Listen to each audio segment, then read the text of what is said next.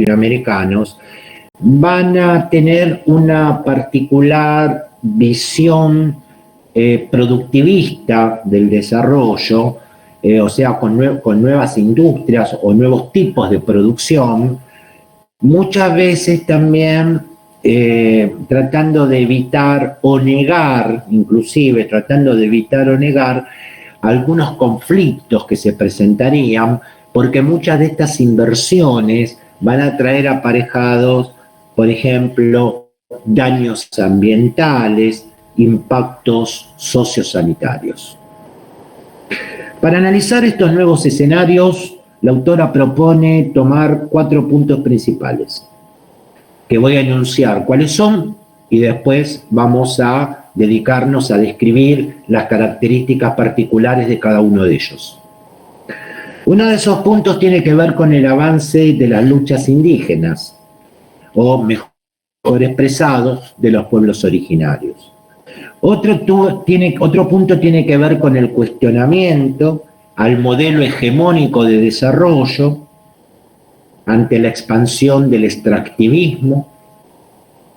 Otro punto tiene que ver con cierto regionalismo latinoamericano, que la autora llama regionalismo latinoamericano desafiante, es decir, la conformación de determinados agrupamientos entre países de nuestra región para oponerse o para estar mejor posicionados dentro del mundo globalizado o del mercado económico mundial.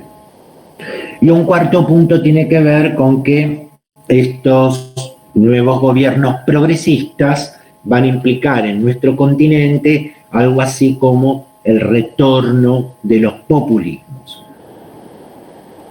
Bueno, con respecto al primer punto, que tiene que ver con el avance de los pueblos originarios o el avance de las luchas indígenas, para ser fiel a lo que plantea la autora en su texto.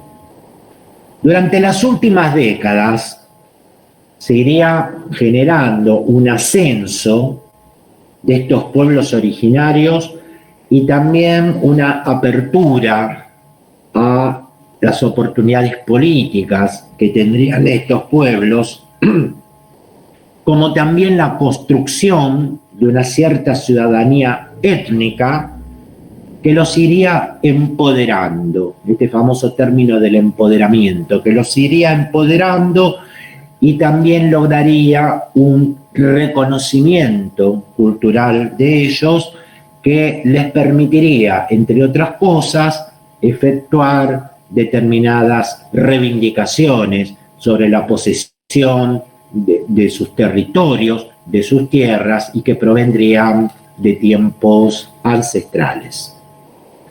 Pero esto también tuvo una contracara, digamos, este ganar en derechos, estas reivindicaciones, este reconocimiento también tendría una contracara. Y esa contracara fue que en muchos de esos territorios se fueron expandiendo inversiones productivas, capitalistas, que llevaron a que estos pueblos, como parte de sus reivindicaciones, plantearan la cuestión de la autonomía o de la autodeterminación, como también la defensa de un derecho que es el derecho a la consulta previa, libre e informada, que se abrevia con las siglas CPLI, el derecho a la consulta libre, previa e informada. Bueno, con respecto al planteo de la autonomía de los pueblos originarios, con respecto al planteo del tema de la autonomía de los pueblos originarios, la autora destaca que en América Latina hubo 3 momentos principales o 3 momentos muy significativos, a cada uno de los cuales les da un nombre específico y un año determinado. Un primer momento lo llama momento fundacional, que lo sitúa con el levantamiento de Chiapas, México. Chiapas es una ciudad mexicana, por parte del movimiento zapatista, con Z, por parte del movimiento zapatista de Liberación Nacional. Zapatista deriva de un líder de la Revolución Mexicana que se llamaba Emiliano Zapata. Este movimiento ha tomado el nombre de ahí. Movimiento Zapatista de Liberación Nacional, y esto ocurrió en 1994. A eso lo llama momento fundacional. Un segundo momento, la autora lo denomina destituyente y lo ubica cuando ocurrieron las movilizaciones urbanas en Argentina en 2001 y 2002. ¿Se acuerdan que habíamos visto anteriormente lo que había sido la crisis de diciembre del 2001 con la caída del gobierno de la Alianza y la renuncia de la Rúa? A ese momento lo llama destituyente. Y un tercer momento, al cual lo denomina constituyente, y lo ubica principalmente en Bolivia en el año 2006, cuando asumió el entonces presidente Evo Morales, y allí se produjo la creación del Estado plurinacional boliviano, donde se le confiere, digamos, una gran importancia a los pueblos originarios. Entonces, fundacional, destituyente, constituyente. Eso con respecto a la autonomía de los pueblos originarios. Con respecto a su derecho de consulta previa, libre e informada, es un derecho este que se va a ir viendo lesionado por determinadas inversiones, principalmente lo que se llaman megaproyectos extractivos, que son proyectos que están principalmente ligados a la expansión de la explotación petrolera, minera, energética, a los agronegocios, que en los últimos tiempos o en las últimas décadas fueron avanzando sobre los territorios de estos pueblos, como ocurriría en el caso de Bolivia, de Perú, de Ecuador, que dicho sea de paso son 3 países con un fuerte componente étnico en su población, es decir, que dentro del total de su población hay un fuerte componente de pueblos originarios, pero también en el caso de la Argentina, que en el 2014 aprobó el fracking, ahora voy a comentar ligeramente qué es, para la extracción de hidrocarburos. Fracking es una palabra en inglés que la podemos traducir como fracturación. Es una técnica que consiste en una fracturación hidráulica, fundamentalmente del subsuelo, para obtener hidrocarburos como puede ser el gas y el petróleo. Bueno, eso con respecto al primer punto. Con respecto al segundo punto, que tiene que ver con el desarrollo y el modelo extractivo. Estas nuevas inversiones, de alguna manera, también constituyen, dice Svampa, una suerte de nueva ideología del progreso. Una nueva ideología del progreso que va a estar relacionada con la megaminería, la explotación petrolera, un nuevo capitalismo agrario, megarepresas, grandes emprendimientos inmobiliarios, que tienen todos ellos cierta lógica común, en el sentido que son proyectos a gran escala, están principalmente orientados hacia la exportación, hacen una ocupación intensiva del territorio, van acaparando tierras y en muchos casos esto produce determinados impactos ambientales o sociosanitarios y principalmente son inversiones y proyectos que están en manos de grandes actores corporativos transnacionales. Toda esta situación ha llevado a un proceso, y esto en todo caso es lo que voy a decir entrecomíllenlo para destacarlo, de ambientalización de las luchas. Es decir, luchas que tienen que ver con la defensa del medio ambiente, eso sería ambientalización de las luchas, por diferentes movimientos ecologistas o sociales, territoriales, tanto de sectores urbanos como de sectores rurales, no solo por parte de los pueblos originarios, sino también con un carácter multiétnico, y son luchas que están orientadas tanto hacia los sectores privados, las corporaciones transnacionales, pero también contra el Estado. Esto de alguna manera puede resultar novedoso, porque antes de 20 años atrás, antes el tema de lo ambiental era como una faceta más de las luchas, pero aproximadamente desde hace unos 20 años ya se ha convertido en un paradigma civilizatorio, es decir, algo sostenido por toda paradigma civilizatorio en el sentido que afecta y que de alguna manera ha llevado a tomar conciencia de toda la civilización humana y que apuntaría a una suerte de nueva racionalidad ambiental. Con respecto al tercer punto, los regionalismos, el reordenamiento geopolítico y algo así como nuevas dependencias. Determinados cambios geopolíticos que se fueron produciendo en las últimas décadas, en los últimos tiempos, más en la actualidad, llevaron a un esquema multipolar de poder, o sea, distintos polos de poder. Ya no es ese mundo bipolar de la posguerra, el bloque hegemónico del capitalismo estadounidense o del comunismo soviético, sino nuevos polos de poder y el surgimiento y la emergencia de nuevas potencias globales.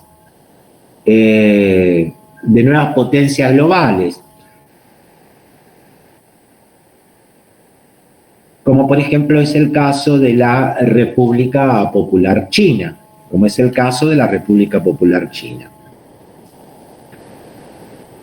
Hasta el año 2000, más o menos,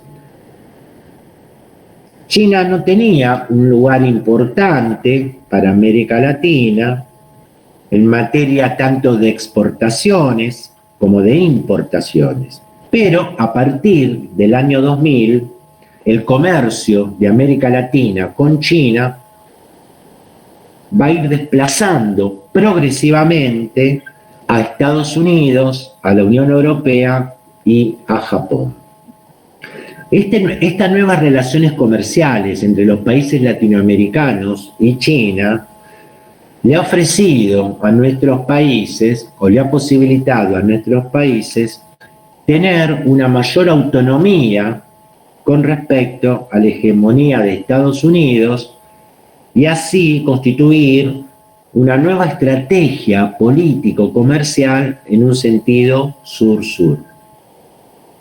Pero, dice la autora, es una relación asimétrica porque el 84% de las exportaciones desde América Latina hacia China son commodities, ¿no? Estos bienes primarios que le decía. Y el 63,4% de las importaciones son manufacturas. O sea que fundamentalmente el volumen de las exportaciones que van de los países latinoamericanos hacia China son commodities.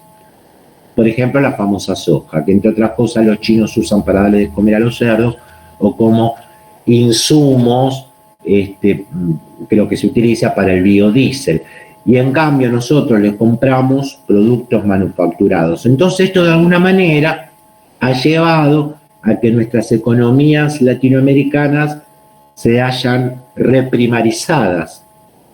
Una reprimarización de nuestras economías en el sentido que el sector primario exportador vuelve a tener una fuerte preponderancia en materia de comercio internacional. Otra cuestión ha sido el nacimiento de cierto regionalismo latinoamericano desafiante, así lo llama la autora, que sobre todo se puso de manifiesto cuando se realizó en el año 2005 una cumbre en Mar del Plata, donde cobró particular protagonismo el entonces presidente venezolano Hugo Chávez, y regionalismo desafiante en cuanto a rechazar el ALCA. ALCA, las siglas de Área de Libre Comercio de las Américas. En ese momento el presidente de Estados Unidos era George Bush hijo, y que se vio como otro intento más de reactualización de aquella vieja doctrina Monroe. Digamos, el ALCA de alguna manera, a instancia de Estados Unidos, era casi como un nuevo intento de poner a nuestras economías latinoamericanas bajo la égida o la órbita de la política exterior estadounidense, sobre todo en materia económica, hacia nuestros países. A eso la autora llama regionalismo latinoamericano desafiante. Donde otros ejemplos de esto fueron los siguientes. En un momento, por aquellos años, se conversó, digamos así, la posibilidad de imitar a la Unión Europea en tener nosotros una moneda única. Es decir, así como en Europa, después del Tratado de Maastricht, que se generó la Unión Europea, se estableció el euro, hubo un intento en América Latina de algo similar, que si esto hubiera prosperado, esa moneda única se hubiera llamado el sucre, pero no prosperó. Como tampoco prosperó la creación de un banco que hubiera llamado el Banco del Sur, pero sí quizás otros proyectos, como fue la creación de la UNASUR, la Unión de Naciones Suramericanas, en 2007, y posteriormente, en 2010, se va a crear la CELAC, C-E-L-A-C, que son las siglas de Comunidad de Estados Latinoamericanos y Caribeños. Y fundamentalmente, estas instancias regionales van a tener como objetivo la posibilidad de resolver determinados conflictos que se presenten entre nuestros países en materia de lo que sea, y dejando de lado la participación de Estados Unidos, cosa que no hubiera ocurrido si hubiéramos aceptado suscribir el ALCA. Pero de todas maneras, a pesar de estos acuerdos regionales, que con el tiempo van a ir dejando de tener vigencia, principalmente tras la muerte de Néstor Kirchner y tras la muerte de Hugo Chávez, que fueron los principales impulsores de estos acuerdos regionales. A pesar de esto, los diferentes intereses que tienen los países latinoamericanos con otros países los van a llevar, y eso también tiene que ver con parte de la pérdida de su vigencia, a que suscriban acuerdos, principalmente económicos, de tipo bilaterales con Estados Unidos o con la propia China, o también acuerdos multilaterales.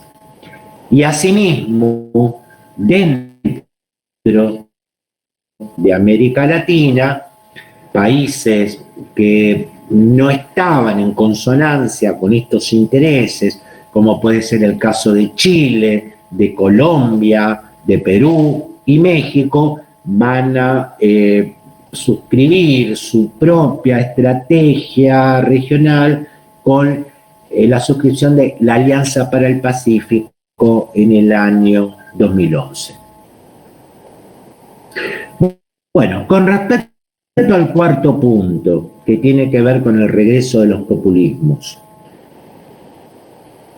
Estos nuevos gobiernos populistas, como así se los llama, van a estar representados particularmente por los siguientes que voy a nombrar ahora, donde voy a nombrar el país, el presidente y el periodo que gobernaron.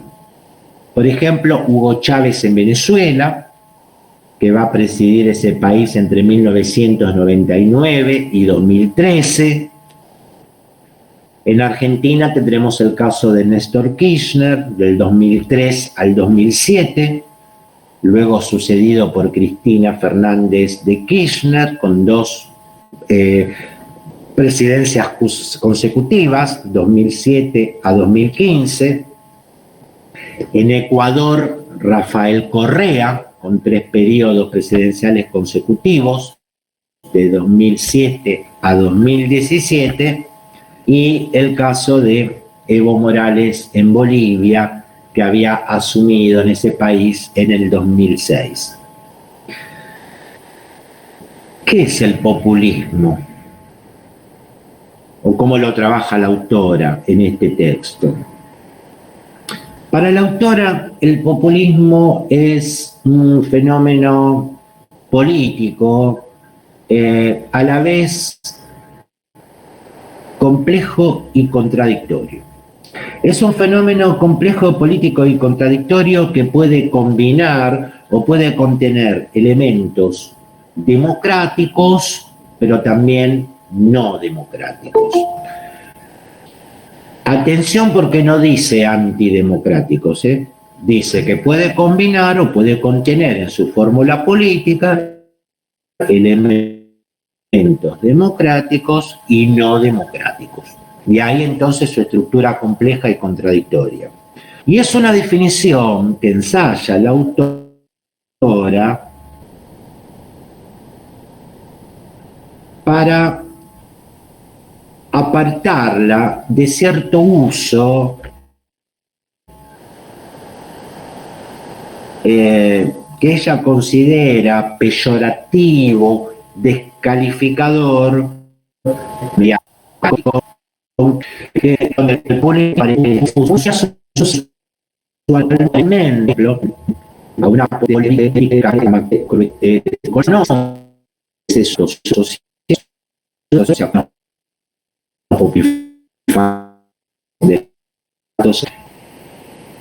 también asociado a prácticas o políticas demagógicas, y también aparece muchas veces asociado a cierto tono de autoritarismo político. Entonces, como para apartarse de todas esas consideraciones, ella dice, bueno, sí, es un fenómeno en este sentido bastante complejo, bastante contradictorio, ¿no? Que puede combinar estos elementos democráticos y otros no tan democráticos que digamos.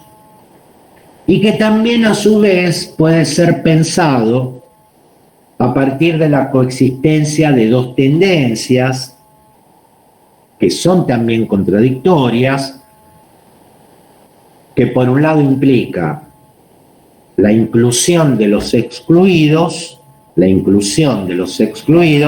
y por otra parte también la representación de la sociedad como un todo, digamos, no solamente dirigido a la inclusión de los excluidos, sino también a tener en cuenta los intereses de toda la sociedad. Y también, como parte de estas contradicciones que presentan las fórmulas de gobierno populistas, podemos encontrar, por un lado, una fuerte crítica al neoliberalismo, pero también a la par, digamos, la aceptación del gran capital o de las fórmulas capitalistas.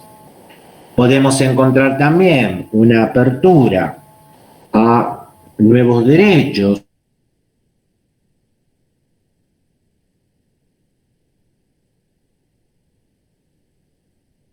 demasiado respetuosas del pluralismo ideológico o de las diferencias políticas, lo cual lo puede tornar también un tanto bastante dogmático. Pero a pesar de estas contradicciones,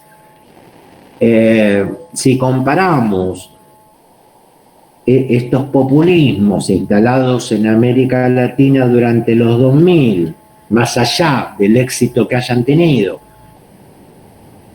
con los denominados populismos de derecha, como puede ser el caso de Trump en Estados Unidos, del cual nos vamos a ubicar, hay una gran diferencia, que estos populismos de derecha estuvieron, entre otras cosas, caracterizados por fuertes connotaciones racistas,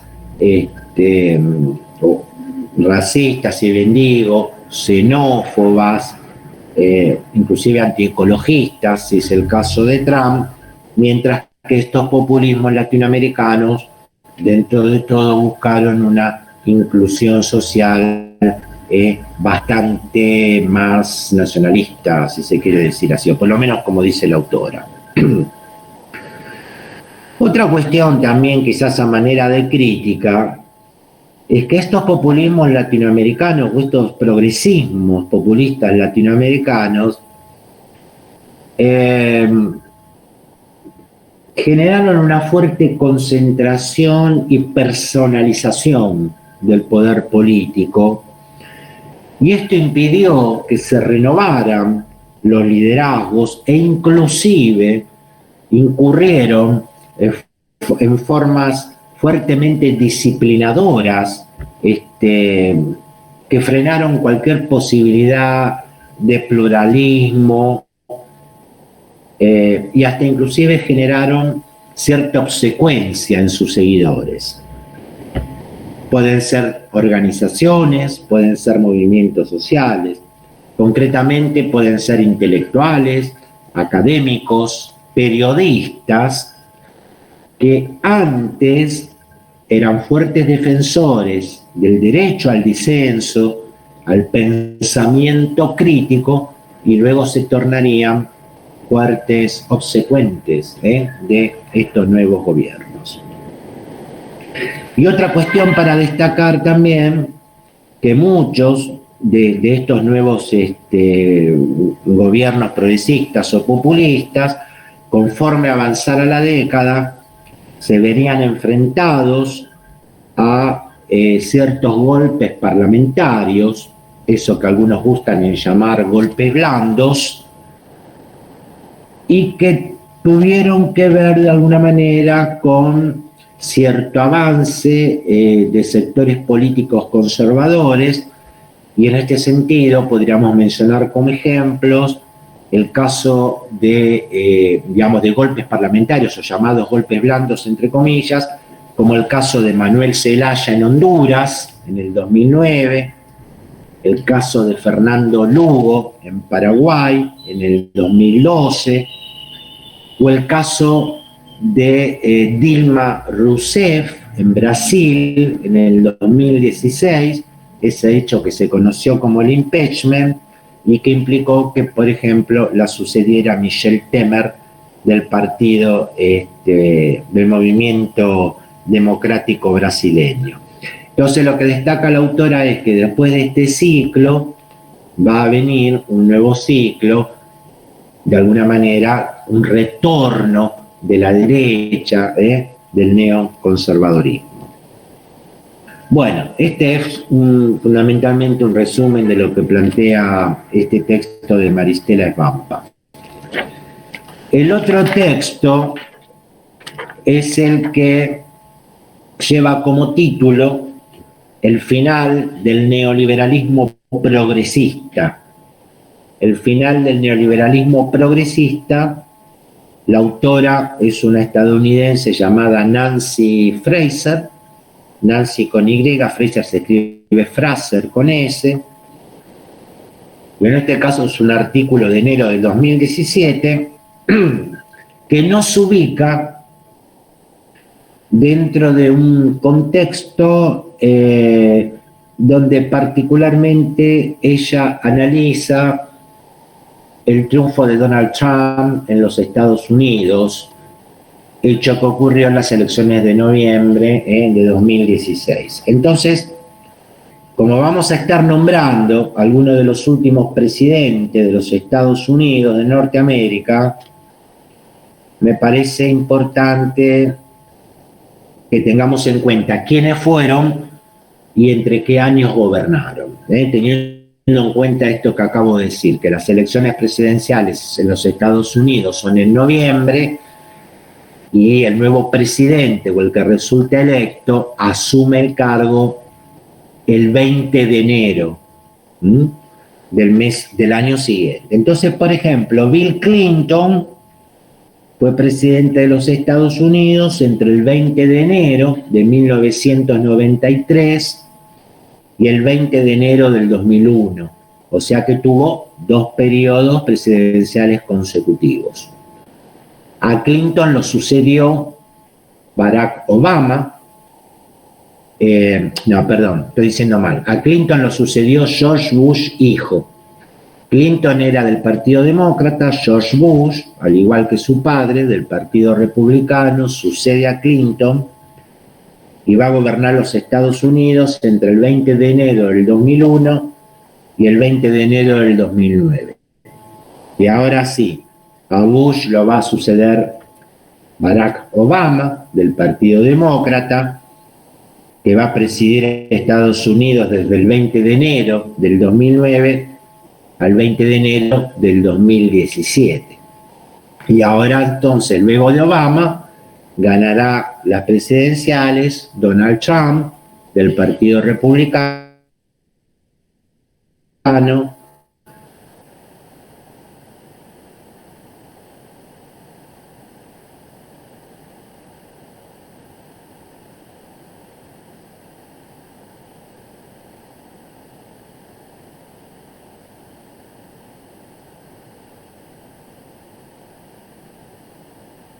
enero del 2017 hasta el 20 de enero del 2001. Y seguramente el manejo de la pandemia y todo lo relacionado con lo que pasó con el virus haya generado cierto descontento, aunque no únicamente, por los electores estadounidenses, que decidieron entonces conferirle su favor electoral al actual presidente Joseph Biden, más conocido como Joe Biden. Bueno, bien. Vamos a analizar entonces estas cuestiones. La autora llama al triunfo de Donald Trump una insubordinación política. Empecemos por conceptualizar esto. El triunfo de Donald Trump en Estados Unidos constituye parte de una serie de insubordinaciones políticas por parte de determinadas ciudadanías. Como también lo puede ser interpretado el Brexit en el 2016 en el Reino Unido, que creo que deben saber de qué se trata, pero no está de más recordarlo para aquellos que no lo saben o no lo recuerdan. Brexit es Britain Exit, ¿no es cierto?, la salida de Gran Bretaña de la Unión Europea, que se puso a consideración de los ciudadanos de ese país a manera de plebiscito o referéndum, y por el sí o por el no, y lo que ganó en ese momento fue que sí, que Gran Bretaña se retire, que en ese momento el primer ministro se llamaba David Cameron, y que fuera reemplazado a las reformas constitucionales que intentara el diputado Matteo, con doble T, Matteo Renzi, con Z.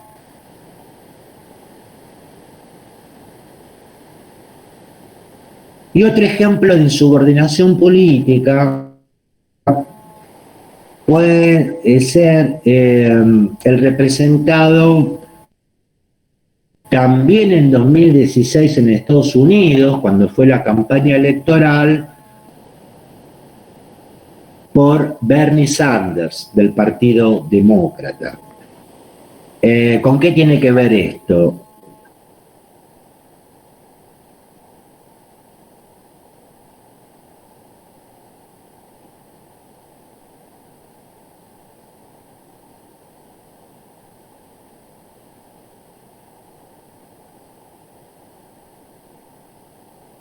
Con que Bernie Sanders, sino que fuera Hillary Clinton la nominación interna la disputaron Clinton-Sanders. Salió electa Hillary Clinton, que es la que compite contra Trump, y Hillary Clinton perdió y ganó Trump, ¿no? Bueno, bien. Estos ejemplos que la autora llama insubordinaciones políticas pueden ser situaciones de diferentes ideologías, de diferentes objetivos, pero que tienen algo en común. Y ese algo en común que tienen es rechazar las características que presenta la globalización contemporánea. También es un rechazo al neoliberalismo, a la hegemonía neoliberal de años anteriores, y también a toda la clase política o el establishment político que había promovido esos procesos. En el caso particular de los Estados Unidos, el triunfo de Trump tiene que ver con que mediante el voto a su favor, lo que se estuvo rechazando ahí fueron una política de austeridad, el libre comercio, la deuda externa o el endeudamiento externo, porque los Estados Unidos también tienen un gran endeudamiento externo, siempre hablamos de la deuda externa latinoamericana, pero los Estados Unidos también, y también, digamos, por la precarización que habían sufrido las condiciones laborales, principalmente durante el gobierno de Obama.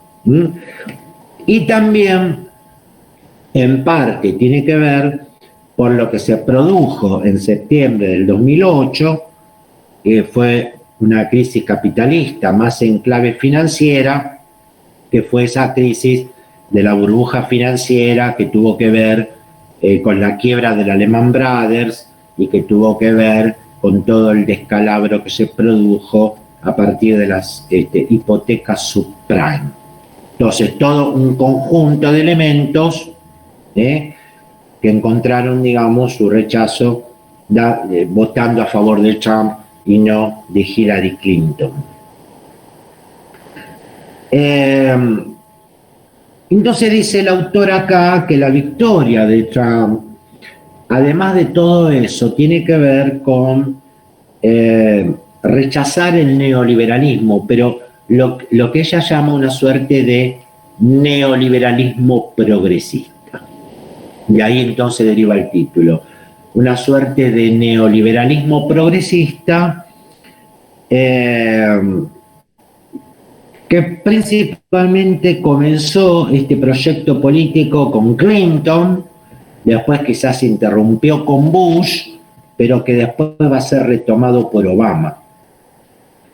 Un neoliberalismo progresista caracterizado por tratar de constituir una alianza entre nuevos movimientos sociales, como el movimiento feminista, movimientos antirracistas, movimientos multiculturalistas, o la conquista o reivindicación de derechos del colectivo LGBT y todas las letras que siguen, por un lado, y por otro lado también sectores de alta gama simbólica, de servicios, representados por Wall Street, Silicon Valley, Hollywood, donde estas fuerzas progresistas también de alguna manera estuvieron unidas a las fuerzas del capitalismo financiero. Entonces, eso fue un proyecto político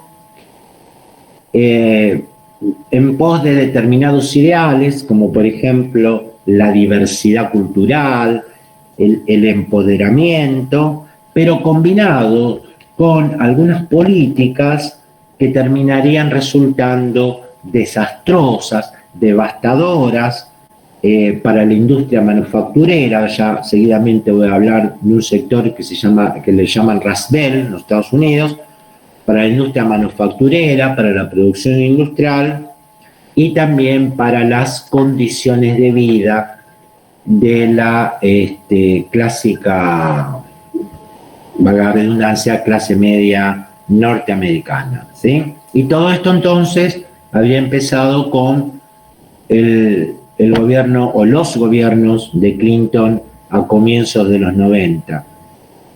Un Clinton que de alguna manera representó o quería representar una nueva perspectiva del Partido Demócrata, quizás asimilándose a lo que quería hacer Tony Blair en Gran Bretaña por la misma década, encarnando una suerte de nuevo laborismo. Bueno, entonces lo que Clinton quiso hacer fue una alianza entre esos sectores, sectores empresarios, nuevos movimientos sociales, sectores de la juventud, todos ellos en pos de la diversidad, del multiculturalismo, de los derechos de las mujeres, etcétera, etcétera, pero a pesar de que todas estas ideas eran o parecían muy progresistas, parte de la política de Clinton buscó no enfrentarse con Wall Street, se desreguló el sistema bancario, se hicieron determinados tratados de libre comercio, que en definitiva todo esto redundó en un fuerte proceso de desindustrialización en los Estados Unidos, afectando a una región principalmente que se encuentra al noreste de ese país, en estados como por ejemplo el estado de Ohio, que era un estado fuertemente industrial.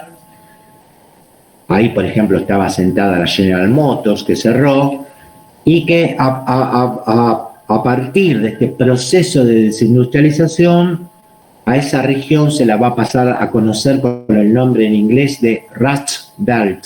Se escribe Rust, R-U-S-T, Belt, B-E-L-T, Rust Belt, que significa cinturón del óxido o cinturón oxidado. Toda una gran región industrial que sufre de proceso de desindustrialización, de cierre de fábricas, de pérdida de puestos de trabajo, y que a partir de ahí empezará a ser denominado como Rust Belt, cinturón del óxido, cinturón oxidado. Estas políticas de Clinton luego van a ser retomadas por Obama y van a generar, digamos, un retroceso en las condiciones de vida de los trabajadores, sobre todo industriales. Va a generar también cierto debilitamiento del poder de los sindicatos, una rebaja en el poder adquisitivo de los salarios reales, un aumento de la precarización laboral e inclusive algo que no era común en las familias medias norteamericanas, y es el hecho de que necesitaran más de un trabajo, más de un ingreso para subsistir. Entonces dice la autora, en un tono irónico, que mientras el país retrocedía por estas políticas en su proceso industrializador, en su industria manufacturera, todos estaban muy animados por la promoción de la diversidad, el empoderamiento, la no discriminación. Y que entonces todo esto fue, de alguna manera, lo que llevó a los votantes a que rechazaran ese tipo de políticas, y sería quizás el factor explicativo que implicó que triunfe Donald Trump en las elecciones de noviembre de 2016. Entonces, ¿quiénes eran los votantes que le otorgaron su favor electoral a Trump? Bueno, ahí había una combinación de obreros industriales, perjudicados por las políticas anteriores, también ejecutivos, pequeños empresarios, todos los que habían quedado afectados en esa zona que después se llamó el cinturón del óxido, el cinturón oxidado, y también determinados sectores rurales que fueron afectados por el desempleo.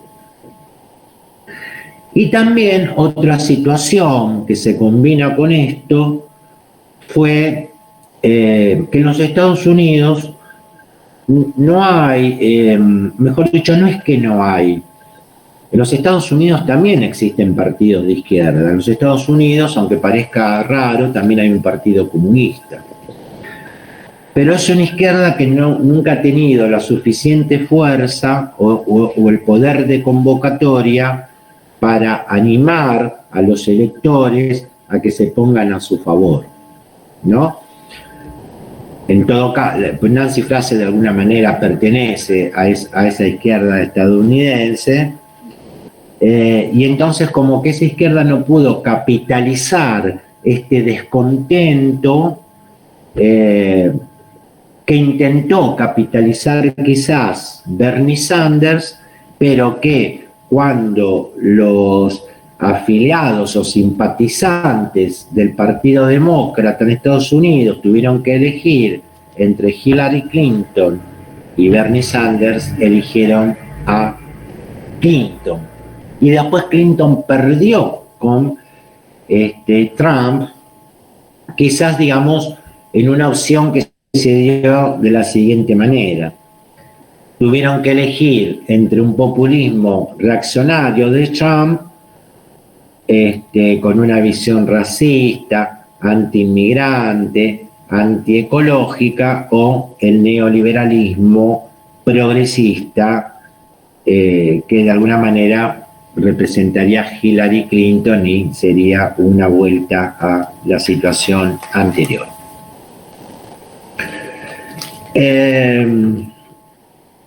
Bueno, podríamos avanzar un poco más. Ahí vi que alguien hizo una pregunta, no sé cómo sigue el tema de las clases. Bueno, después voy a avanzar un poquito más y después voy a comentar algunas modificaciones que se van a introducir. Otro texto que es corto también, porque ahora tenemos una serie de textos cortos que continúan. Es un texto cuyo autor es un sociólogo alemán llamado Wolfgang Streeck. Wolfgang, así como el apellido del célebre, el nombre del célebre Mozart, el apellido Streeck, S-T-R-E-E-C-K, Wolfgang Streeck. Se llama El retorno de lo reprimido. Este artículo es de mayo-junio 2017. Este artículo nos retrotrae a la crisis capitalista de mediados de los 70, donde vamos a recordar algunos aspectos que la identificaron. Por ejemplo, la estanflación, que hemos nombrado varias veces, el estancamiento de la productividad, la caída de las ganancias, y que en los 80, digamos, esta crisis capitalista, entre otros aspectos, también traería la crisis de la deuda externa y el fracaso del trickle down. Me voy a detener para explicar esto acá. Trickle down. Trickle down es una expresión que se suele interpretar como teoría del derrame. Teoría del derrame. Trickle down o teoría del derrame, que se la adjudica al proyecto económico neoliberal. El neoliberalismo pensaba que logrando el crecimiento económico, esto ya era condición necesaria y suficiente para asegurar una mayor igualdad social. Entonces, ¿de dónde viene el término derrame? Tienen que representarse una suerte de recipiente, algo así como un vaso, una jarra, que se llena por dentro con algún contenido. Entonces, cuando llega a los bordes de ese recipiente, empieza a derramar. Y el derrame, que en este caso sería el crecimiento económico, beneficiaría a todos los sectores. A eso se lo conoce como trickle down o teoría del derrame, que finalmente fracasó. Fracasó porque no hay ahí una distribución realmente equitativa, ya que no todos se ven beneficiados por el funcionamiento, como decía el liberalismo, natural del mercado. Bueno, pero concretamente eso se le llama trickle down o teoría del derrame. Pensar que el crecimiento económico por sí solo, sin una acción distributiva, en este caso por parte del Estado, puede asegurar la igualdad social o que todos se beneficien de ese crecimiento económico. Y junto con el fracaso del trickle down también se generaría una desigualdad de ingresos entre los individuos, las familias, las regiones, las naciones. Los 80 entonces también es un momento en que se da este proceso contemporáneo de globalización, una fuerte expansión, ¿no es cierto?, de los capitales, una competencia global sin fronteras, la imposición de esto que ya habíamos visto como pensamiento único, there is no alternative, no hay alternativa, y es un pensamiento que va a ser compartido, según este sociólogo alemán Streeck, tanto por las ideologías de centro derecha como de centro izquierda, donde justamente para favorecer este proceso político-económico global, muchas economías nacionales van a implementar una serie de reformas, algunas ya las nombré, las voy a volver a reiterar, por ejemplo, mercados laborales más flexibles, ya expliqué, espero que lo hayan entendido en su momento, que es la flexibilización laboral, las privatizaciones, también de las cuales ya hablamos para el caso particular de la Argentina, la reducción de costos para aumentar la competitividad nacional y también, digamos, la reconversión tecnológica, que ya también nombré en otro punto cuando hablamos de la automatización de la producción y los servicios, y les comenté algunas de las nuevas tecnologías, y la implementación entonces de todos estos nuevos aspectos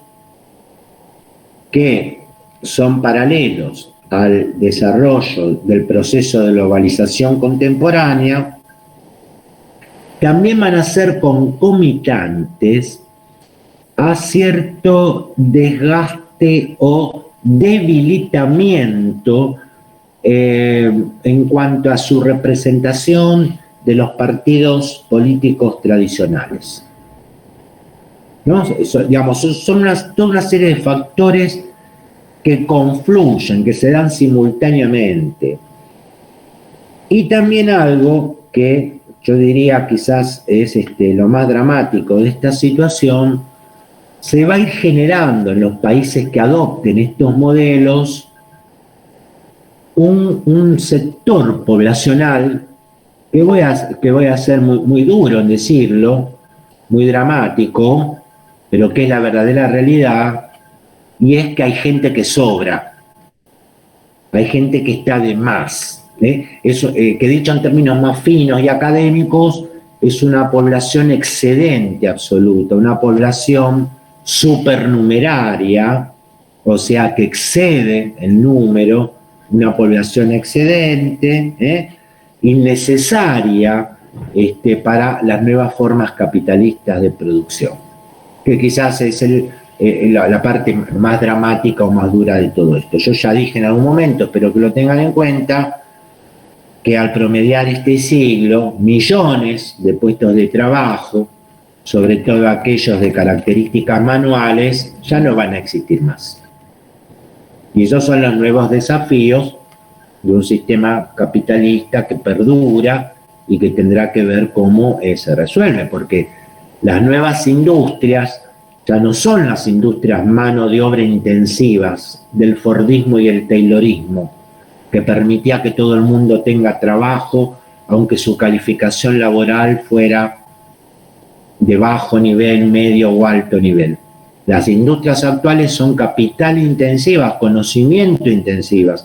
Hay un predominio del capital fijo sobre el capital variable, y aquellos sectores poblacionales que no cuenten con las necesarias capacitaciones para operar los nuevos instrumentos ya se están quedando sin trabajo y millones de puestos de trabajo van a desaparecer en las próximas décadas.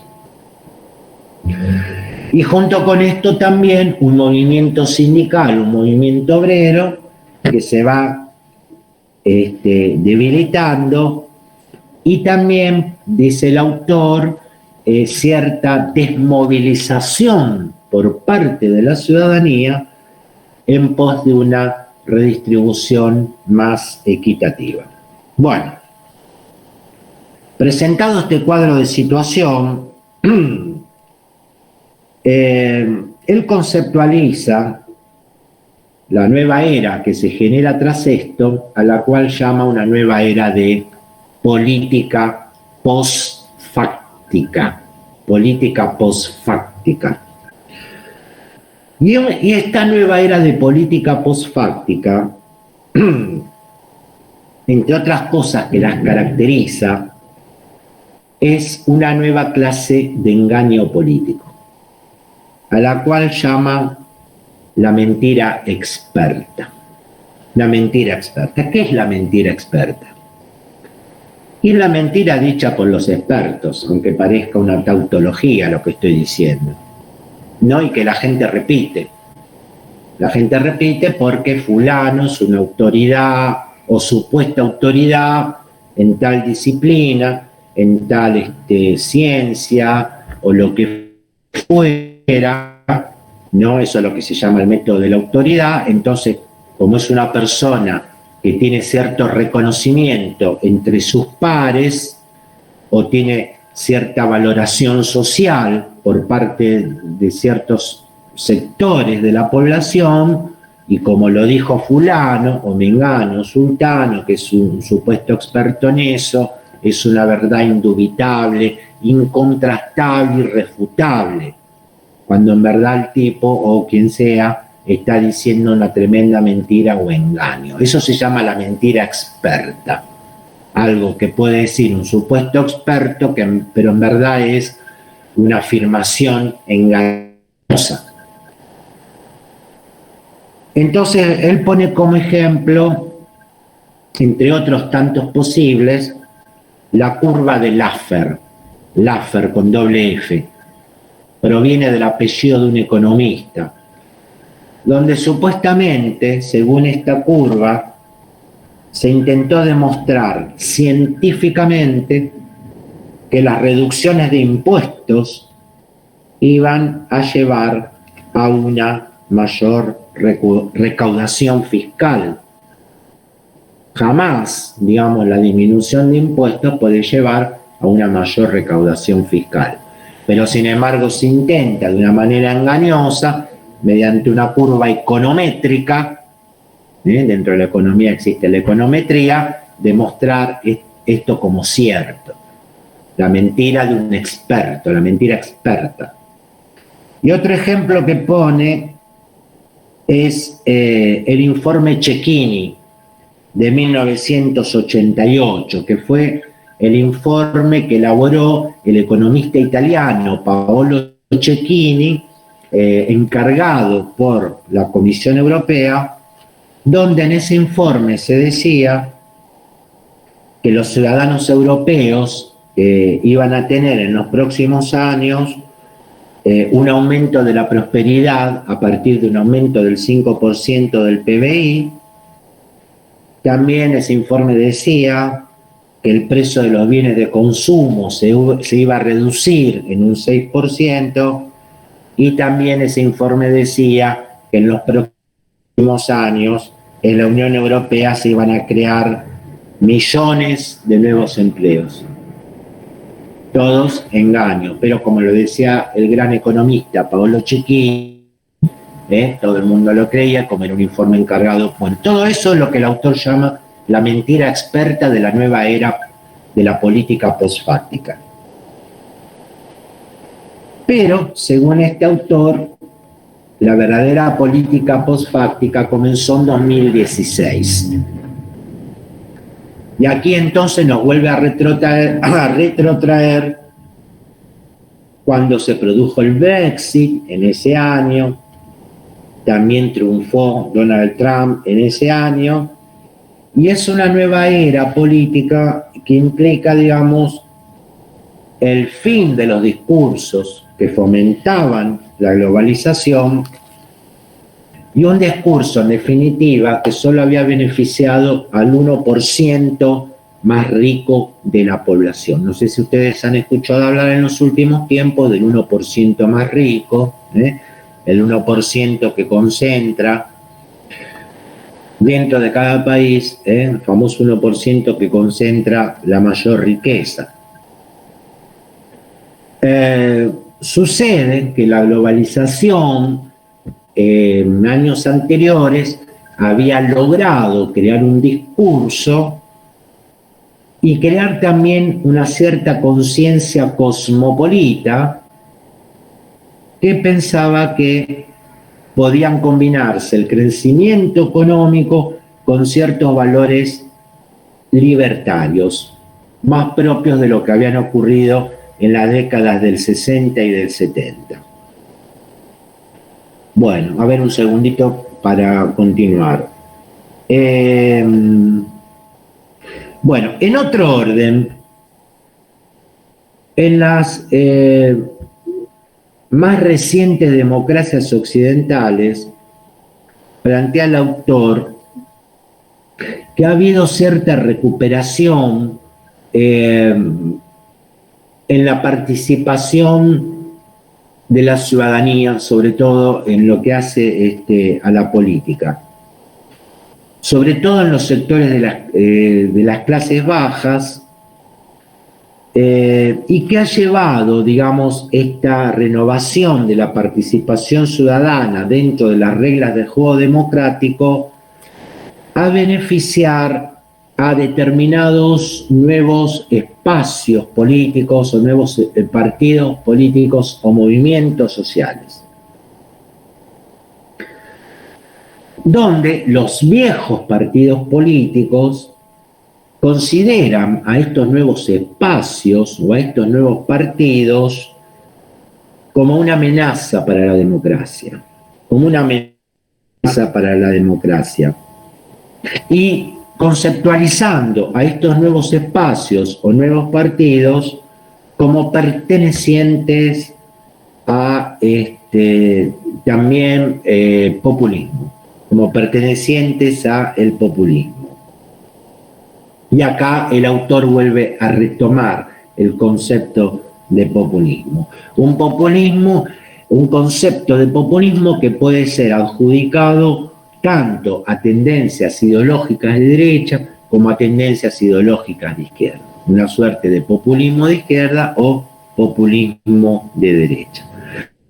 Donde ambos tendencias, sea populismo de derecha, sea populismo de izquierda, fundamentalmente rechazan el pensamiento único de la globalización neoliberal. ¿De dónde surge el concepto de populismo? ¿Dónde se originó esta palabra? El concepto de populismo, la palabra populismo, se remonta a comienzos del siglo XX en Estados Unidos, y principalmente a partir de lo que en ese momento era un partido político que se llamaba Partido Progresista. Partido Progresista cuyo principal dirigente era Robert M. La Follette. Robert, como Roberto, M, La separado Follette, que se escribe Follette con L. Robert M. La Follette, que vivió entre 1955 y 1925, se presentó como candidato a presidente por el Partido Progresista en las elecciones de 1924, las perdió, al año siguiente murió. Entonces, es una palabra que se genera principalmente en Estados Unidos, y dentro de lo que es el accionar de este partido progresista dirigido por Robert La Follette. Ahí empieza a generarse este concepto de políticas progresistas o populistas. Pero sucede que posteriormente este concepto se fue convirtiendo en una especie de nombre neutro o designación neutra para una ideología más que nada asociada a los movimientos políticos latinoamericanos. O sea, nace en Estados Unidos dentro de esas circunstancias, pero después es un concepto que va a estar muy asociado a determinados movimientos sociales o partidos políticos dentro del contexto latinoamericano, que van a utilizar el concepto de populismo para implicar que son representativos del pueblo, que los partidos populistas son partidos representativos del pueblo, entre comillas, que representan sus intereses, sus aspiraciones, y en tanto ejercer esa representación popular aparecen como opuestos a una suerte de élite o minoría elitista y selecta. Eso es lo que va a significar populismo dentro del contexto latinoamericano, la representación popular del pueblo frente a las minorías elitistas, selectas, enriquecidas. Entonces, la idea clásica que recibimos nosotros, más contemporáneamente o más en la actualidad de populismo, es eso: una fuerza política que busca combatir a una minoría elitista, entiendo a su vez, desde un punto de vista ideológico, que esa minoría elitista, selecta y enriquecida quiere pasar algo así como por encima de la gente común y corriente. Y es justamente desde esta perspectiva que es un concepto que puede tener tanto connotaciones de derecha o de izquierda. Es tanto una conceptualización que puede ser apropiada por quienes defienden la globalización, como por quienes están en contra. O sea que en este sentido, si volvemos al caso de los Estados Unidos, el gobierno de Trump puede ser visto como populista, pero con una tendencia más ideológica hacia lo que comúnmente llamamos derecha, y también, digamos, las propuestas de Sanders en su momento dentro del Partido Demócrata serían de tono populista, pero más, digamos, dirigidas hacia lo que podríamos llamar populismo de izquierda. Bien, ¿cómo se da esta confrontación entre populismo de derecha y populismo de izquierda? Por ejemplo, desde el lado de los que defienden la globalización, el modelo neoliberal, la economía de mercado, llaman populistas a todos aquellos sectores políticos que critican la globalización y que frente a la globalización plantean alternativas nacionalistas. Lo digo otra vez, desde los sectores que defienden la globalización llaman populistas a los sectores políticos que critican la globalización, que se oponen a las medidas económicas neoliberales o a la economía de mercado, y además que las critican, también pretenden oponer fórmulas más nacionalistas. Bueno, entonces los defensores de la globalización dicen que estas fórmulas populistas tienen un, entre comillas, problema cognitivo. Los defensores de la globalización dicen a estos que acusan de populistas que tienen un problema cognitivo. Un problema cognitivo que los lleva a exigir soluciones simples, porque no entienden las soluciones complejas de quienes defienden la internacionalización de la economía, de la producción, o en definitiva la globalización o la transnacionalización económica. y le prometen al pueblo las soluciones simples que éste desea, aún sabiendo que esas soluciones simples no existen. Y entonces diciendo que las soluciones a los problemas hay que dejarlas en manos de los expertos o de los tecnócratas. ¿Se acuerdan el sufijo cracia? Cracia que derivaba del griego kratos. Bueno, entonces los tecnócratas sería el gobierno o la autoridad de los técnicos. Entonces hay que dejarle los problemas y las soluciones a los problemas que se presenten por la incorporación a la economía mundial a los técnicos, una especie de gobierno de los tecnócratas. Ahora, como los sectores populistas logran convencer a sus seguidores de lo que proponen, de que la globalización no es buena, etcétera, etcétera, es por eso que han triunfado referéndums, ¿no es cierto?, como el caso del Brexit o otras propuestas determinadas. Bueno, entonces, ¿qué hacen las organizaciones antiglobalización? ¿Qué hacen los que se oponen a estos nuevos procesos económicos? Para evitar la censura de que son objetos, evitan participar en los medios de comunicación y recurren a las redes sociales. Y a su vez, los defensores de la globalización dicen que estos populistas antiglobalización tienen una inmadurez cognitiva. Entonces vayan reteniendo estos conceptos. Tienen un problema cognitivo, tienen una inmadurez cognitiva, porque no entienden supuestamente que lo mejor que le puede pasar a un país o a una economía nacional es integrarse al mercado mundial, a la internacionalización de la producción y la economía. No se dan cuenta de la importancia que tiene ese proceso, la competencia global, etcétera, etcétera. Esta era de la política posfáctica puede verse como una suerte de interregno.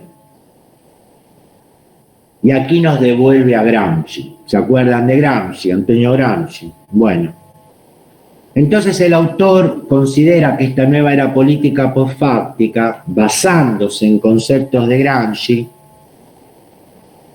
sería algo así como un interregno. O interregno, se lo decimos en italiano. Regno en italiano significa reino, interregno entre reinos.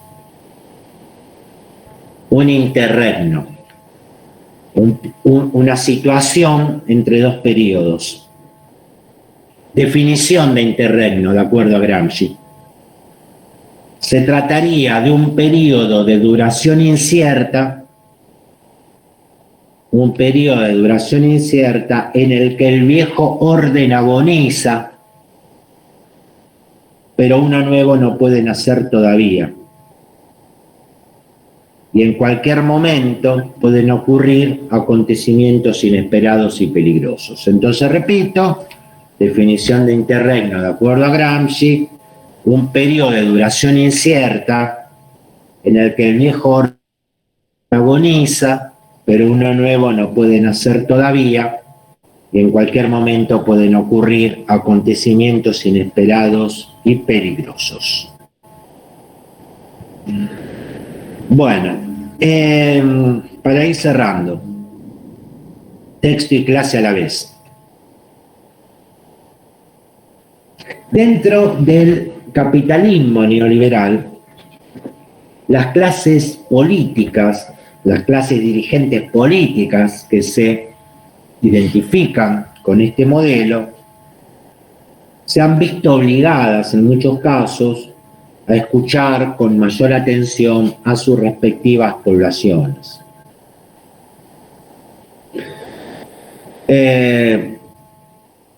Y menciona el caso particular de alguien que ya les dije, que era el caso de Inglaterra, Theresa May. Theresa May asume en Inglaterra como primera ministra en 2016, tras la renuncia de David Cameron, como coletazo político de que la ciudadanía británica eligió el gran proceso que todavía sigue, ¿no es cierto?, mediante el Brexit, Britain Exit, separarse de la Unión Europea.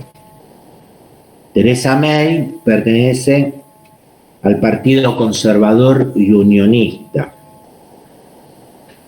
El programa de Theresa May fue un programa que intenta una suerte de neoproteccionismo, buscando una mayor igualdad social, que las rentas sean más justas, mejorar el sistema educativo, incorporar los trabajadores a los consejos de administración de las empresas,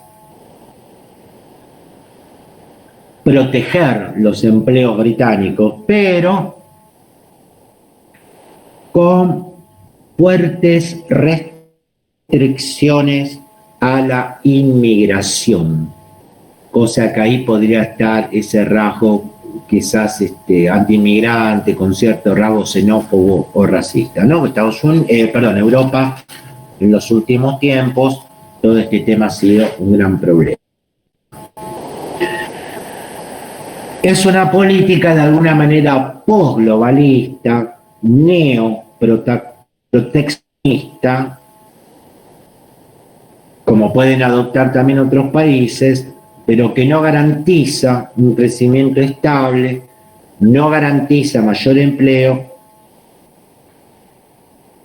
o empleos de mejor calidad. Bueno, entonces, como cierre de lo que plantea el autor, dice: la crisis del capitalismo financiero no sería mejor gobernable nacionalmente que internacionalmente, sea por métodos populistas o sea por métodos tecnocráticos. Y por otro lado, estos nuevos proteccionismos nacionales, como fue el caso de Trump en Estados Unidos o de Theresa May en Inglaterra, no tienen demasiadas ambiciones en lo que hace al respeto a los derechos humanos, a veces inclusive lanzando campañas contra las minorías étnicas y de otro tipo. Bueno, como resultado del mail que yo enviara y la denuncia que me hicieron frente a mis compañeros colegas de la cátedra, mandándoles un mail en algo que deberíamos haber resuelto de manera interna y estableciendo algunas negociaciones, la cuestión queda así.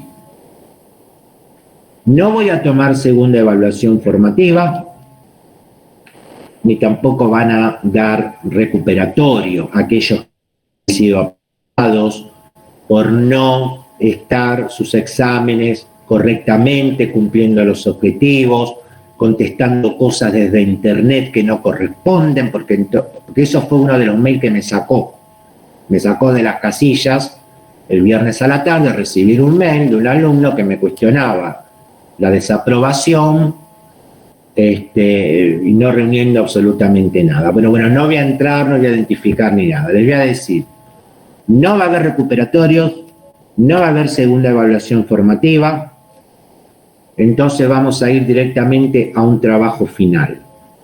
Yo, por supuesto, voy a seguir en las clases sucesivas desarrollando los textos que ustedes nunca leen, les voy a seguir dando resúmenes. Entonces, tanto aquellas cuestiones que no han quedado bien en algunos grupos, las van a retomar en el examen final.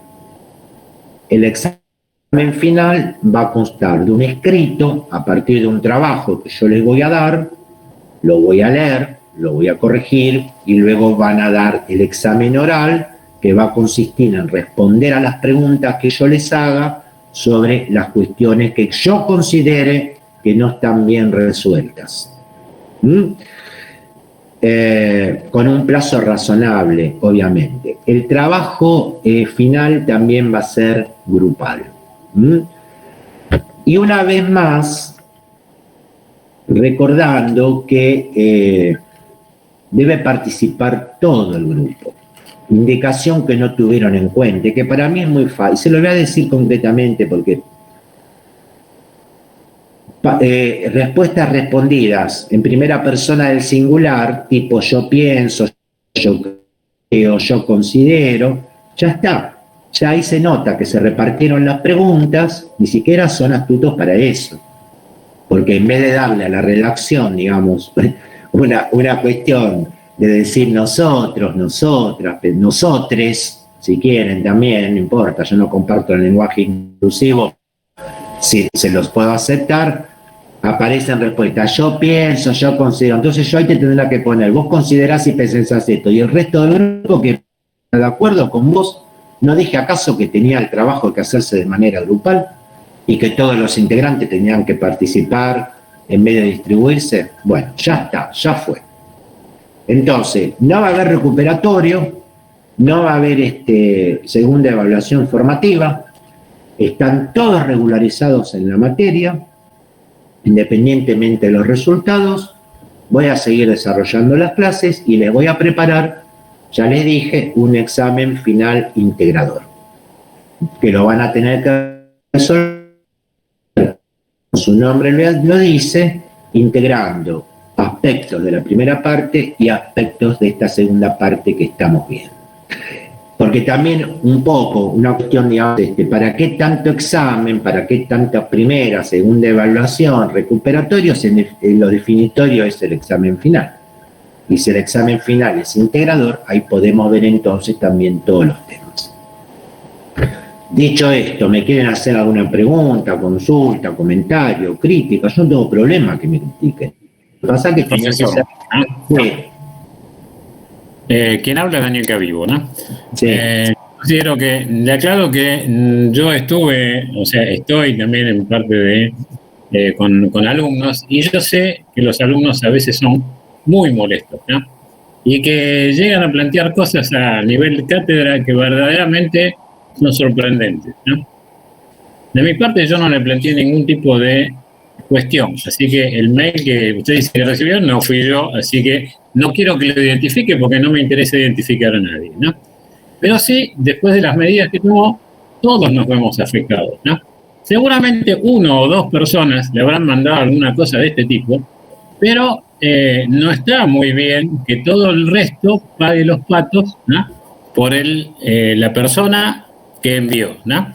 De hecho, yo le digo la verdad, ¿no? O sea, el día que usted mandó ese mail, primero mandó un mail con las notas, ¿no? Y en el cual está todo bien. Usted sabe bien que yo soy uno de los más altos en el grupo, ¿no? En el grupo me refiero en el grupo 1, sacó 7, con lo cual no tenemos nada que decir, ¿no? Después de ahí en más, recibo otro mail en el cual dice que termina la cátedra. Ya está, chao, ¿no? Una de las cosas que dentro de las redes sociales que nosotros tenemos, o los grupos de WhatsApp, yo comenté a ver qué podía haber pasado. La mayoría pensó que había tenido algún problema personal de salud, ¿no? Y se preocuparon muchísimo, ¿no? No estamos hablando de la persona o las personas que le hayan hecho una denuncia. Somos todos los otros que nadie le dijo absolutamente nada, que hicimos, que estudiamos, que tratamos de hacer todo lo posible, y que yo con mi edad, tengo 59 años, ¿no? Nunca he visto una cosa de este tipo, ¿no? O sea, sí que hagan denuncias, a mí me han denunciado, ¿no? A mí me han dicho, no me gusta la forma de dar, no me gusta qué sé yo qué, después me vienen a pedir ayuda, ¿no? Para hacer trabajos prácticos de origen tecnológico, en el cual yo hago, ¿no?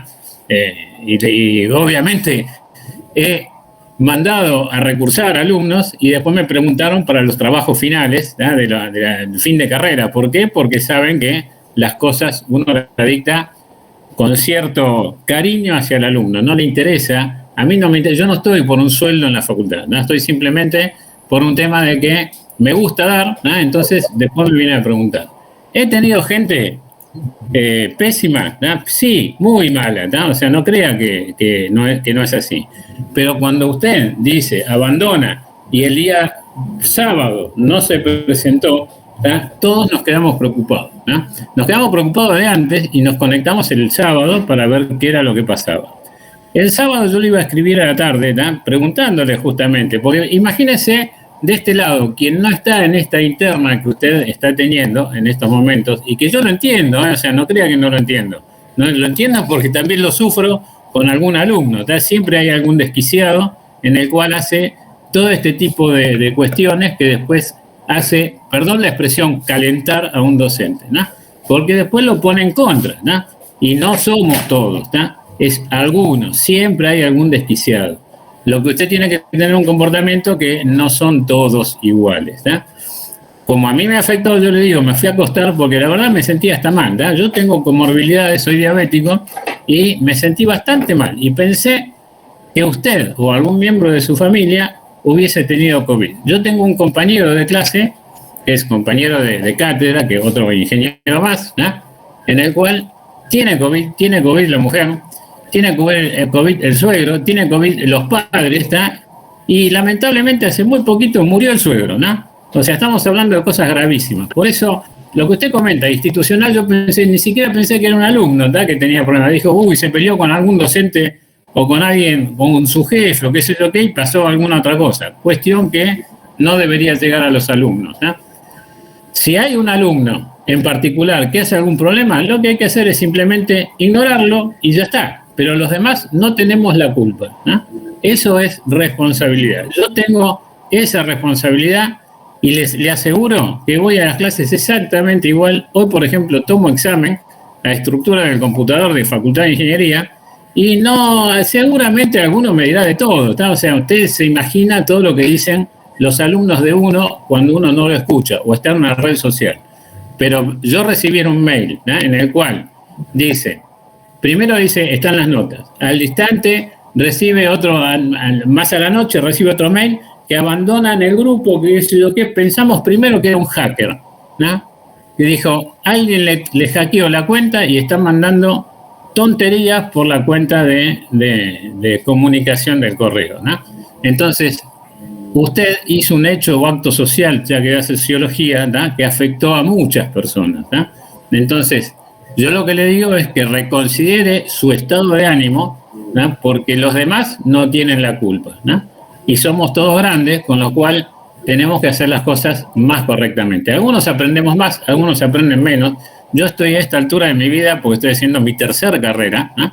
Entonces no es algo, digamos, como para valorar que un igual docente... a mí me parece que no se puede cuestionar cómo se sienten las personas. No, déjame hablar, no voy a terminar de hablar porque quiero hablar en estos momentos, ¿no? Bueno, sí, como o sea, siempre. porque la verdad, o sea, después puedes hablar todo lo que quieras. Yo simplemente me conecté, hice esto porque realmente me afectó muchísimo, ¿no?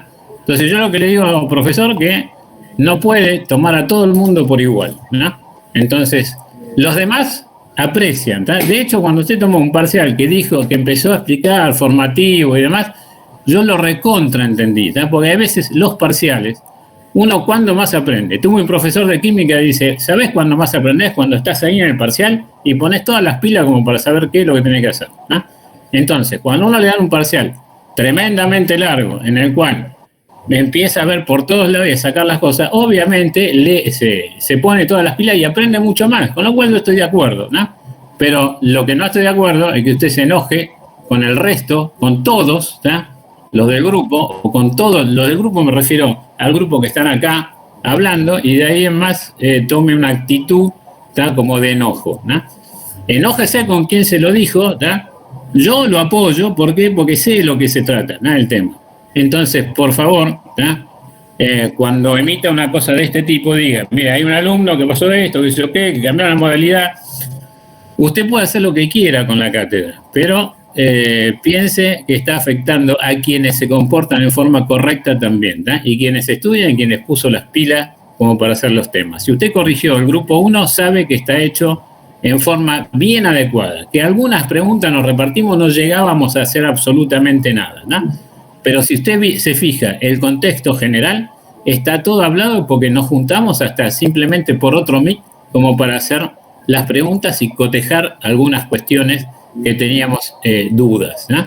Y todas las preguntas que se hacían. Y si lo va a ver, está hecho con toda la voluntad del mundo. Le entregué 37 páginas, ¿no?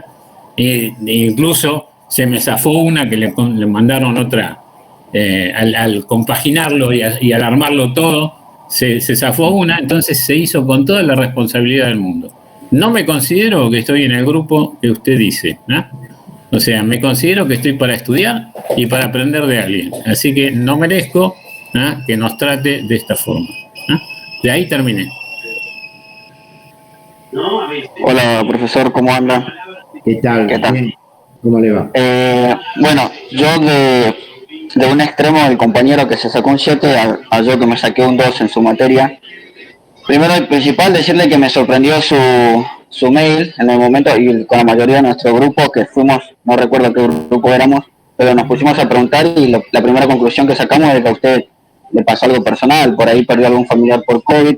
Comparto lo que dice el compañero, que a la mayoría nos preocupó bastante su situación, porque pensamos que perdió algún familiar o usted se sentía mal, digo, con respecto a la salud, ¿no? Me sorprende que en la comisión haya, si es que fue en esta comisión, porque no vamos a delatar a nadie, pero me sorprende que alguien le haya denunciado. En un primer momento me pareció poco, no lo quiero decir porque no sería la palabra profesional, pero me pareció poco profesional que por ahí mande un mail un día diciendo que aprobamos todo y que no íbamos a tener más que cursar, y al otro día diga no, vamos a seguir con las clases normales y vamos a hacer alguna reforma. Más que nada porque yo manejo tiempos laborales diferentes a lo normal. Yo trabajo de noche, soy gastronómico, trabajo entre 16 horas a veces, 8 horas, 12 horas, 18 horas, dependiendo de la demanda de mi trabajo. Estos últimos tiempos yo he estado muy flojo en su cátedra porque por cuestiones laborales me han demandado mucho tiempo y en las últimas clases no pude estar. Reconozco, a mi entender y para mí, que en la calificación del 2 está bien aplicado para mí, porque la verdad que no tuve tiempo de desarrollar las últimas clases de usted, entonces me parece justo, no estoy diciendo que es injusto ni nada de eso.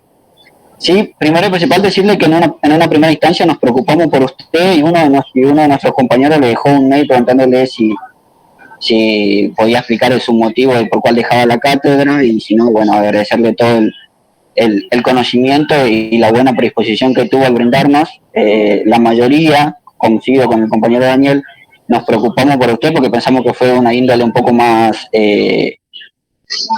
íntima, más personal. Fue preocupante de cierta forma.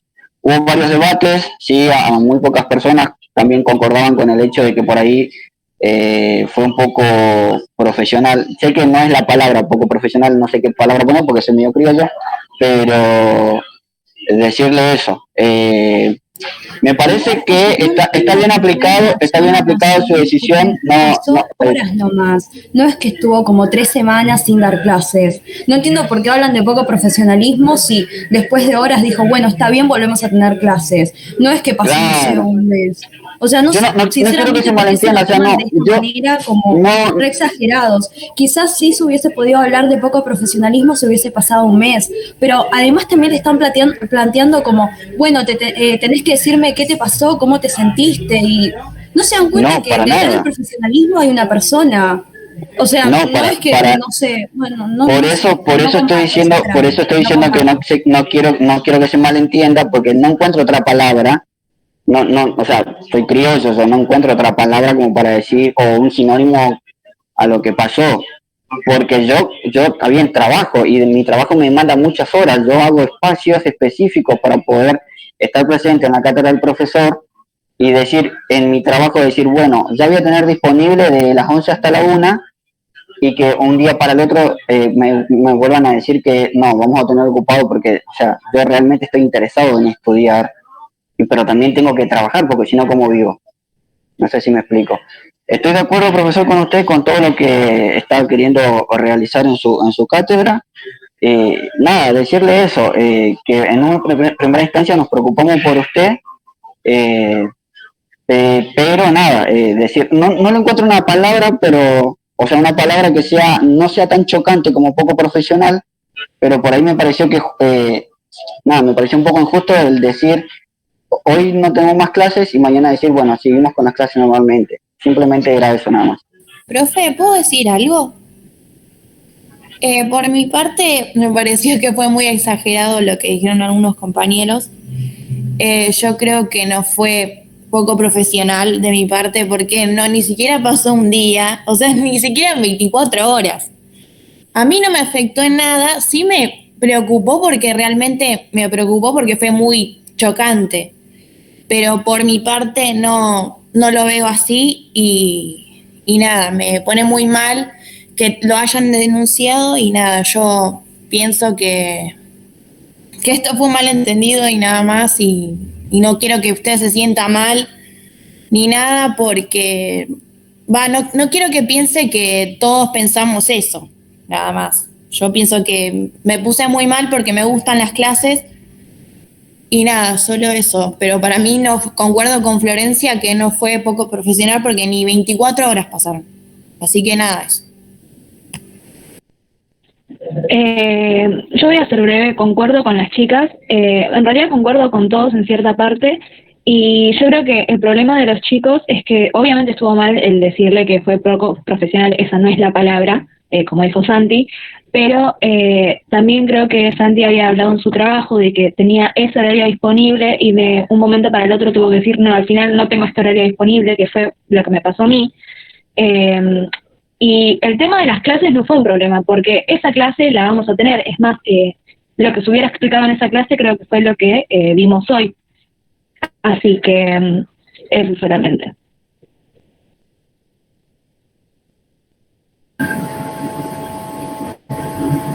¿Alguien más quiere decir algo, alguna participación? A ver, el tema es el siguiente. No es enojarse con usted, ¿no? El problema, yo le voy a comentar un caso que le voy a decir primero que es ficticio, después vamos a ver de qué se trata, ¿no? Este fin de semana no, el fin de semana anterior un alumno casi se suicida, ¿no? ¿Queda claro? ¿No? Ahora, esta persona después recibe un mail como recibió el suyo, ¿no? Entonces, después recibe que está aprobado, después que no está aprobado, ¿no? ¿Usted sabe cómo llegó a ese alumno? ¿No? Terrible. Para que le diga, el caso no es ficticio, ¿no? El caso es real y es de esta cátedra, ¿no? Entonces, su conducta pudo haber afectado mucho a esta persona. Gracias a Dios no lo hizo, ¿no? Entonces, piense que cuando uno está al frente de un grupo que ni siquiera conoce, cada acto puede generar un acto muy serio, puede generar una reacción, no porque sea usted ni el culpable ni el responsable, sino que siempre puede llegar a haber algún desencadenante que puede llegar a ser muy grave, ¿no? Y está al frente de una cátedra. Así que el que dice que el profesor no es responsable, sí es responsable. Ahora tampoco vamos a decirle que Gustavo Andino tiene que tener la pena de muerte, ¿no? O sea, eso no es así, ¿no? O sea, hubo un problema y hubo un problema grave. Entonces, ¿la gravedad dónde está? En que en un estado de pandemia uno está alterado, muy alterado. Todos los chicos están muy alterados, todos estamos muy mal, ¿no? Y cuando alguien no se presenta y manda este tipo de mail, usted podría haberse presentado el sábado y haber explicado simplemente una situación de este tipo. Entonces no se quedaba con un montón de tiempo esperando a ver qué era lo que pasaba con este tipo de situaciones. Denuncias de alumnos hay un montón, ¿no? O sea, yo le digo porque van a los centros de estudiantes, ¿no? Hay mucha gente que no tiene ganas ni de estudiar, lo único que quiere hacer es zafar. Y todos los que están acá saben, ¿tá?, que cuando recibimos ese mail, yo dije, ojo, que haber aprobado una materia, ¿no?, de esta forma no es bueno, ¿no? Porque la materia uno tiene que tener que aprobarla, pero también tiene que tratar de saber algo y aportarle algo a la materia. Yo obviamente como docente lo dije y los chicos lo saben, ¿tá?, porque se los mandé al WhatsApp concretamente y dije, no es bueno, porque algunos festejaban, obviamente otros no, ¿no? Y dice, uy, ¿qué habrá pasado? Había muchos preocupados, entonces no está de esa forma, no es una forma realmente que yo hubiera esperado, ¿no? de un docente. Yo hubiera esperado, me pongo al frente, a mí me lo han hecho, ¿no? Entonces me puse al frente y dice, pasa esto, ok, hagan lo que quieran, si lo que quieren es no aprender, me parece fantástico. Yo lo que vengo es a estudiar, a aprender y a tener mis neuronas permanentemente en funcionamiento. ¿Por qué? Porque uno ya le agarra cierta edad y dice, bueno, si seguís estudiando está todo bien, ¿no? Entonces, lo que le digo, mi crítica es la forma en lo que lo hizo, ¿no? Uno un día, si se agarra y le dicen de todo, no puede patear el tablero e irse, porque no son todos culpables, ¿no? De hecho, si le mandó un mail será 1, 2, 3 personas, más que eso no, ¿no? O sea, y el resto, acá somos 31, ¿no? Entonces no es así, ¿no? El resto no puede pagar el pato por 1 o 2. Siempre hay personas que son poco éticas, ineptas, digamos, ¿tá? Que lanzan todo ese tipo de cuestiones. Y es raro que le hayan mandado un mail, porque normalmente lo mandan a los centros estudiantes, van y tratan de hacer lío, ¿tá? Es una cosa que eso ocurre, ¿tá? Y normalmente por cuestiones falsas, porque son personas que no son capaces de pasar o aprobar una materia, ¿no? Entonces, esa es la bronca que yo tengo. Y la verdad, me desquito un poco, ¿por qué? Porque digo, no puede ser que yo ese día sábado estuve esperando todo el día, viendo a ver qué pasaba, qué no pasaba, y simplemente después les voy a comentar. No es bueno, ¿no? O sea, cuando dije un tema institucional, yo dije, bueno, ya está, se peleó con su superior, ¿no? Porque no creo que se haya peleado con la UBA, ¿no? Entonces, ese es el problema, ¿no? El no saber y el tratar de inducir, tiene uno más imaginación y va con problemas que va mucho más allá. Y eso no está bueno, ¿no? Entonces, por eso le digo todo lo que yo dije, ¿no? Entonces, lo entiendo su estado de ánimo, ¿no? Entiendo que cuando viene un alumno y hace una cuestión por algo que son tonterías, ¿no? A uno le da el ánimo como para decir, hasta renuncio, ¿no? Yo lo he puesto sobre la mesa más de una vez, ¿no? El tema. Entonces, lo entiendo por ese lado, pero entiéndame que la comunicación a este lado de los alumnos tiene que llegar y tiene por lo menos que decir algo muy concreto. Y yo no he pateado jamás el tablero, les he dicho a cada uno de mis alumnos, pasa esto, tal cosa, ¿qué quieren hacer? Se acabó, ¿no? Entonces, eso es lo que yo veo mal en su forma de proceder, ¿no? Nada más, ¿no? Y espero que siga dando las clases. Bueno, le voy a aclarar un par de puntos. Sí tuve un problema con el titular de la cátedra. Entonces, el mail, una cosa es el mail que mandó un alumno de un grupo y otra cosa es un mail con un nombre de mujer y su correspondiente apellido que no es alumna.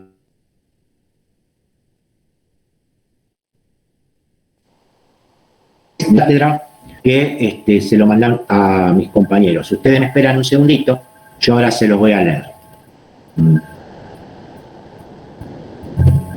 Esperen que estoy abriendo el archivo. Yo lo entiendo, hay mucha gente que es nefasta, ¿no? Pero estamos hablando de gente que a uno lo altera tanto, ¿no? Que uno hace cualquier tontería, pero piense que de este lado nosotros no tenemos la culpa, ¿no? Yo le quiero leer, si me esperan un segundito, dice así, no voy a decir el nombre, que no es alguien que cursando, dice, buen día, ¿qué tal? Los alumnos de la comisión, no dice cuál, los alumnos de la comisión del profesor Gustavo Andino nos encontramos desconcertados tras haber recibido el comunicado de que ya no continuará con el dictado de las clases de la materia de sociología a su cargo. Desearíamos saber concretamente si desde la cátedra están informados acerca de la circunstancia por la que tomó esa decisión y conocer la situación real en la que nos encontramos. Saludos.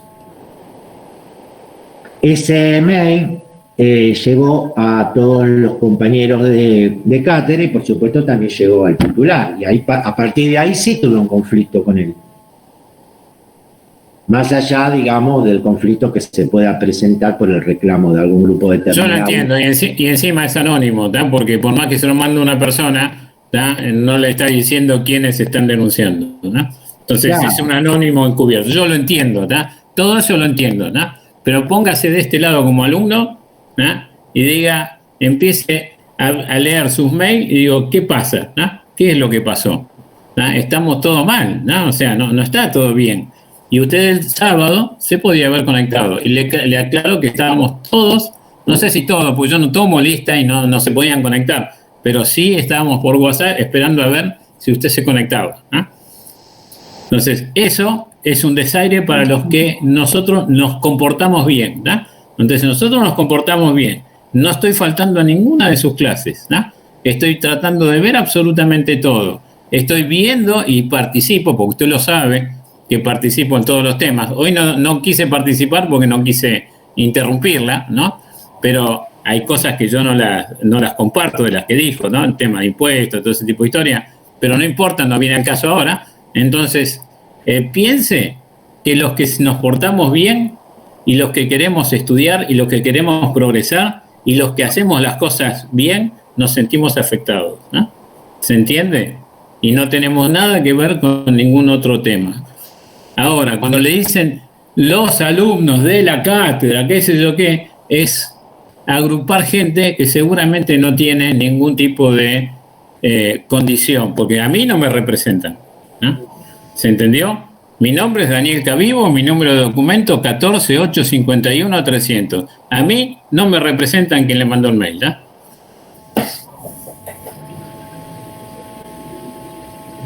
¿Alguna participación más? Así a viva voz.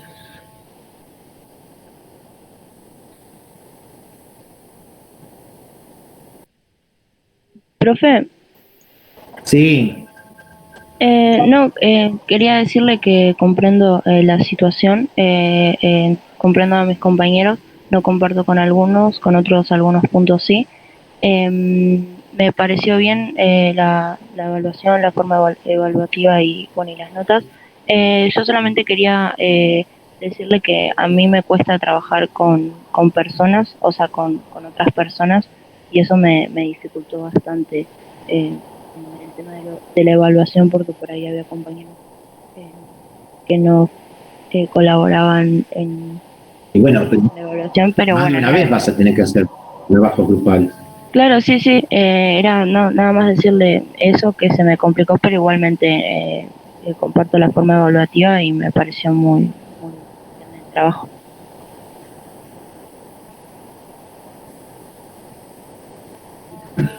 Bueno, listo. Nos encontramos la próxima para seguir con los temas que nos restan, que no son muchos. Por eso por ahí a veces voy un poquito acelerado, porque quiero que quede un espacio, porque justamente, ya voy anticipando, como va a ser integrador, van a tener que utilizar muchos de los conceptos y va a llevar un determinado tiempo. Entonces, cuando antes terminemos con los textos, más tiempo les va a quedar. Sí. Disculpe, profe, yo lo que quería decir y dejar acá y constatado es que me parece que este debate que se originó entre compañeros, me parece que lo podríamos haber dejado claro en el grupo de WhatsApp y no traerlo ante usted, aunque usted haya pedido las críticas. Y tampoco me parece correcto esa manera de querer, eso de querer saber lo que a usted le pasó. Sí, en cierto punto y en cierto grado pudo habernos afectado a algunos compañeros, pero no es algo que pueda surgir con otros profesores, porque la realidad es que existen profesores que te dicen, bueno, tal día no vas a tener clases porque no voy a tener luz o por algo, entonces no es algo perdido, y tampoco me parece evaluar el desempeño que usted está teniendo, las formas que usted tuvo de enfrentar la situación en base a algo propio. Entonces, nada, quería dejar aquí constatado que desde mi parte comparto ciertos aspectos con mis compañeros, pero también comparto ciertos aspectos y decisiones que usted ha tomado. No concuerdo con la decisión de la denuncia. Desde mi parte tampoco me siento representada igual que Horacio. Así que nada, solamente quería decir eso.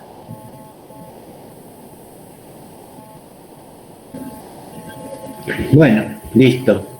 Tratemos de dejar por superado esto y nos vemos la próxima en la clase del sábado. Profe, superado quiere decir que olvide todos estos temas, ¿no? Y siga como si nada, ¿no? Eso quiere decir superado. Alguien que olvida y perdona se olvida, ¿no? Entonces, sigamos como si no hubiera pasado nada, ¿no? Eso es lo que yo le digo, y es mi voluntad, ¿no? Por supuesto, lo mío también es un desahogo. ¿Por qué? Porque le digo que toda la tarde del sábado me sentí pésimo, ¿no? Entonces me sentí pésimo y me tuve que ir a acostar, ¿no?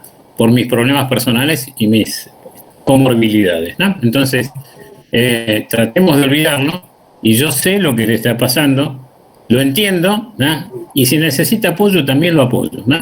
Así que no hay ningún inconveniente, ¿no? en ese tipo de situaciones. Si necesita juntar firma para que esté de acuerdo con lo que está haciendo, yo se la firmo, ¿no? Ningún problema, digital, personalmente, ningún tipo de inconveniente. Pero sí, obviamente tengo que hablar cuando alguien veo que no se comporta bien conmigo, ¿no? Entonces, conmigo y con los compañeros, ¿no? Yo ya hablo por mí para no involucrar a nadie, ¿no? Entonces, se lo digo y nada más. Voy muy de frente, ¿no?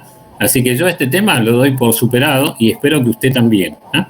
Pero obviamente uno le tiene que decir, así como cuando usted recibe un mail, se agarra todas las broncas, el alumno también se agarra las broncas, ¿no? Cuando le dice, ¿qué pasó? A pesar de que usted dijo, estamos todos aprobados, ¿no? Que no me cabe la menor duda que el objetivo no es arrasar con gente. Es decir, que aprendan y que se termine la materia, ¿no? Eso es lo que considero como docente. El docente lo que trata de hacer es transmitir conocimiento, no aplastar alumnos, ¿no? Entonces, todo esto que le dije es por esos mails que recibí que me hicieron sentir pésimo, ¿no? Entonces, terminado, y no voy a hablar nunca más de este tema. ¿Le queda claro? Sí, por Listo. supuesto. Y lo apoyo, ¿no? Bueno, muchas gracias. Nos volvemos a encontrar el sábado. Que sigan bien. Hasta luego. Gracias, profesor. Igualmente.